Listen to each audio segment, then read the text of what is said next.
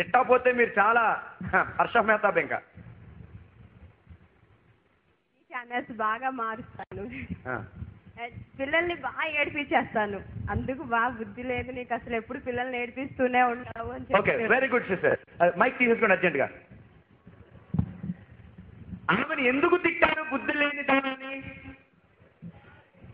ఇష్టము లేని ఒక పని చేస్తుంది ఆమె. మనం చూస్తే దాన్ని ఇష్టపడం. ఎవరన్నా చిన్నపిల్లలు ఏడిపిస్తారా? సో అంటే థ్యాంక్ యూ. అంటే ఇతరులకు ఇష్టము లేని పని మనం చేస్తే బుద్ధి లేనివాడని తిడతారు. నన్ను చాలాసార్లు తిట్టారు. నన్ను ఎందుకు తిట్టారంటే నేను ఇంట్లోంచి డబ్బులు ఎట్టుకుపోయేవాడిని, బయట వాళ్ళకి పెట్టేవాడిని. మరి బుద్ధి లేని గాడిదా అని ఎన్నిసార్లు అన్నారో నాకే తెలీదు. అది చెవులు ఉండిపోయింది నాకు అలాగా.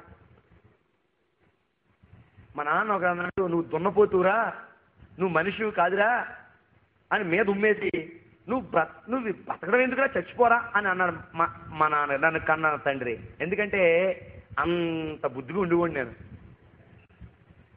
ఎందుకు మనల్ని బుద్ధి లేనివాడని తిడతారు? మన బుద్ధి సరిగా లేదు కనుక. ఏమండి, మనల్ని కూడా ఆస్కార్ అవార్డ్స్ రావాలని, మంచి మంచి బెస్ట్ అవార్డ్స్ రావాలని ఆశపడతాం. యవ్వన ప్రాయంలో ఎందుకండి అందరూ మనల్ని తిడతారు? మనల్ని పట్టించుకునేవాడు ఎందుకు లేడండి? మన బాధ ఎవరితో చెప్పుకుంటాం? నేను ప్రభు కోసం ఎదగాలి, నేను పరిశుద్ధంగా ఉండాలి అనుకుంటాం. మధ్యలో ఎవరో ఎంటర్ అవుతారు. ఏంటి ఎంట్రన్స్? ఏంటబ్బా ఈ ఎంట్రన్స్? దేవుళ్ళో ఎదుగుదామన్నప్పటికీ, ఇంటర్లో జాయిన్ అయిదామన్నప్పటికీ ఇంటర్లోనే రావాలా శోధన, ఇంటర్లోనే రావాలా కష్టం, ఇంటర్లోనే రావాలా ఇబ్బంది, డిగ్రీలోనే రావాలా? దేవుళ్ళో ఎదుగుతూ ఉండగా ఏంటబ్బా అని చాలా మంది సతమతం అవుతున్న యువకులు లేకపోలేదు జీవితంలో. ఒకవేళ మీరు బుద్ధి లేనివాడా, బుద్ధి లేని దానాన్ని తిట్టినా బాధపడద్దు. కానీ ఒక విషయం చెప్తున్నా, ఎందుకు తిట్టారో అది నువ్వు ఆలోచన చేయగలిగితే నీవు ధన్యుడివే. ఎందుకు నిన్ను తిట్టారో, అసలు ఎవరిని బుద్ధి లేనివాడు మీరు చెప్పిన విషయమే చెప్తున్నాను. ఇందాక మేడం గారు చెప్పారు, దేవుడు లేదని ఎవరైతే అనుకుంటారో వాడు ఎవడంట? సాధారణంగా బుద్ధి లేనివాడు. ఇంకా రాయబడిన మాట ఏంటంటే, తన తల్లికి దుఃఖము పుట్టించేవాడు బుద్ధి. నేను యూత్ మినిస్ట్రీ చేస్తూ ఉంటాను, నేను టీవీలో వాక్యం చెప్తూ ఉంటాను. టీవీలో వాక్యం చాలా మంది తల్లిదండ్రులు నాకు ఫోన్ చేస్తారు, బాబు నువ్వు చాలా బాగా వాక్యం చెప్పావు, ఈ రోజు నువ్వు చెప్పిన వాక్యం మా ఓడికే. అప్పుడు నేను అంటాను, మీ ఓడు విన్నాడా అంటాను. ఆడెక్కడ వింటాడు బాబు, క్లబ్బులని పబ్బులని పోతూ ఉంటాడు. తల్లి విని ఏడుస్తూ, చాలా మంది తల్లులు ఏడుస్తారండి. చిల్డ్రన్స్ వినండి, నువ్వు పుట్టింది నీ తల్లిదండ్రులు ఏడిపించడానిక? సమాధానం నువ్వు చెప్పుకో. నువ్వు పుట్టింది నీ తల్లిదండ్రులకి టెన్షన్ పెట్టడానిక? ఒక అమ్మాయి మాకు ఈ మధ్య పరిచయం అయింది. ఆ అమ్మాయి ఎవరినో ప్రేమించిందంట. అయితే ఆడు కొన్ని రోజులు ఆ అమ్మాయితో తిరిగి నువ్వు నాకు ఇంట్రెస్ట్ లేదు అన్నాడంట. ఈ అమ్మాయికి మైండ్ బ్లాక్ అయిపోయింది.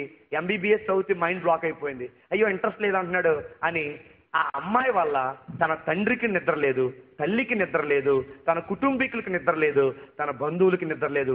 ఎప్పుడు ఏం చేసుకుంటుందో తెలుస్తలేదు, ఎప్పుడు ఏం తాగేస్తుందో తెలుస్తలేదు, ఎప్పుడు ఎలా దూకేస్తుందో తెలుస్తలేదు. అంటూ పెట్టుకుని ఉంటున్నారు. అయ్యో సిస్టర్స్, నిన్ను కన్న తల్లిదండ్రులకు నువ్వు ఇచ్చింది టెన్షనా? నీ కన్న తల్లిదండ్రులకు నువ్వు చేస్తున్న పని ద్వారా టెన్షనా? ఈరోజు నువ్వు మారు మనసు పొందాలి, ఈరోజు నువ్వు విడిపించబడాలి. యేసు నామములో చెప్తున్నాను, ప్రతి దురాత్మ శక్తులు ఇక్కడి నుంచి ఈరోజు వెళ్ళిపోతున్నాయి. దుఃఖము పుట్టించే కుమారులు ఇక విజయవాడలో ఉండడానికి వీల్లేదు.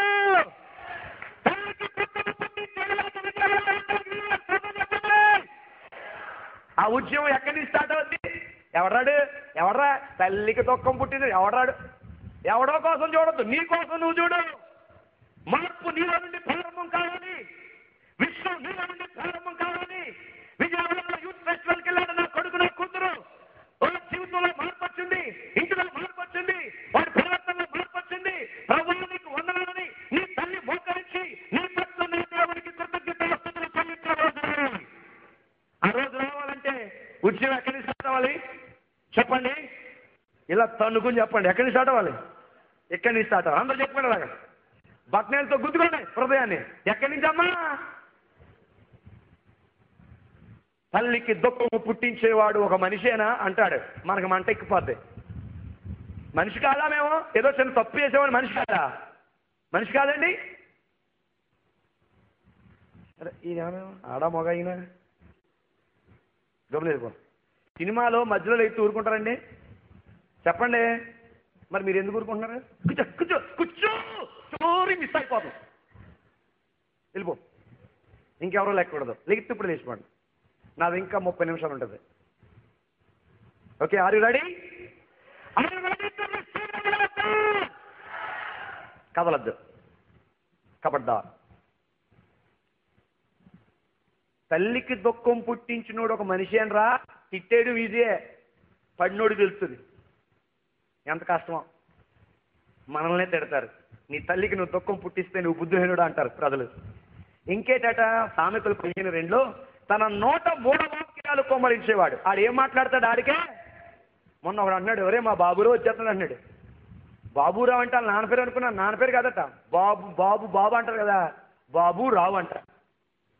ఆడ వాళ్ళ నాన్న పేరు ఏదో ఉంది, కానీ ఇడు అంటున్నాడు, ఇటు ముద్దు కట్టుకున్నాడు వాళ్ళ నాన్నకి, మా బాబురావు. నీ నోట్లోంచి మీ నాన్నకి వచ్చింది మీ బాబురావా? నిన్ను కన్ని పెంచి నీకు బట్టలు కుట్టించి బొవ్వెట్టి ఆయన తినకుండా ప్యాకెట్లు తెచ్చి నీకు తిన్నా అన్న తిన్ను, నీ బొగ్గలు రావాలరా, నా పోలుగులో పుట్టావు అని ముద్దెట్టుకున్నా నీ నాన్నకు నువ్వు ఇచ్చిన ముద్దు పేరు బాబురావా? మూఢవాక్యాలు, ద్వందార్థాలు, ఏం మాట్లాడతాడో ఆడికే తెలీదు. కొంతమంది ఈ రోజుల్లో సినిమా టైటిల్స్తో ప్రేమిస్తున్నారు. ఆడికి ఐ లవ్ యూ చెప్పే దమ్ము ఉన్నది ఆడికి. ప్రేమించుకున్నావరా? అక్కడ అక్కడ అదేదా అలా సూత్రం మళ్ళీ ఐ లవ్ యూ చెప్పే దమ్ము లేని టైటిల్ చదువుకుంటాం ఎందుకు, యూస్లెస్ ఫెలో, దేవునికి స్తోత్రం కలుగా. డైరెక్ట్కి వెళ్ళి ఐ లవ్ యూ చెప్పలేవు ఒక అమ్మాయికి. ప్రేమించుకున్నారా? అక్కడ వాళ్ళ పోస్ట్ చూశాను రా, ప్రేమించుకున్నారా అని ఉంది. అయిపోయినారు సార్. ఏటో ఈ సైకిల్ స్టార్టింగే సైకిల్ అయితే నీ జీవితం అంతా సైకిల్ అయిపోద్ది, జాగ్రత్త. ఇంక లాస్ట్కి నువ్వు ప్రేమలో విఫలం అయిపోయి పిచ్చోడు అయిపోయి సైకిల్ ఒంటికంటున్నారు వార్తలు. జీవితంలో అదే మిగులుతుంది నీకు. ఇంకా ద్వందార్థాలతో మాట్లాడకు, డైరెక్ట్గా మాట్లాడడం నేర్చుకో. మూడవ నోట్లో ఉండడానికి వీల్లేదు, నీ నోరు ఉండాలి.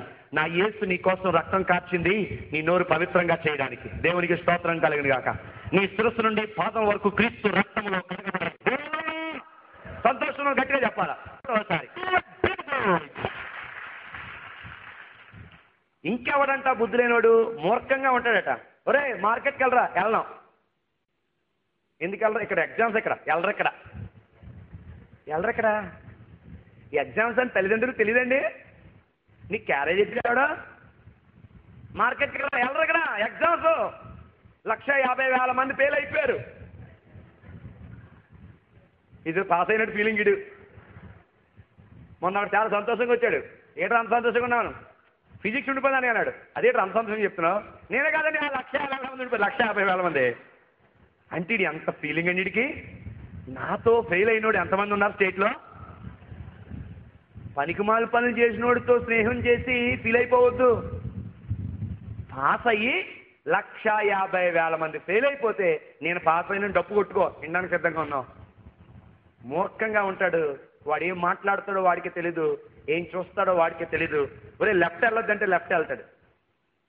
కాలేజీలో రే ఫుట్బాల్ ఇక్కడ ఆడుకోండి, పక్క గ్రౌండ్కి వెళ్ళొద్దంటే ఆ గ్రౌండ్కే వెళ్తాడు. ఒరే మూడు గదులు ఉన్నాయి, ఒక గదే వాడండి, 2 గదులు తాళాలు వేసామంటే కిటికీలోంచి వస్తాడు గదులు ఏముందో. అంటే ఏదైతే చెయ్యొద్దంటామో మొండిగా బండగా ప్రవర్తిస్తాడు. ఒకసారి ప్రతి సైకిల్కి లైట్ ఉండాలని జీవో పాస్ అయిందంట. ఒక యవనస్తుడు ఆ సైకిల్కి లైట్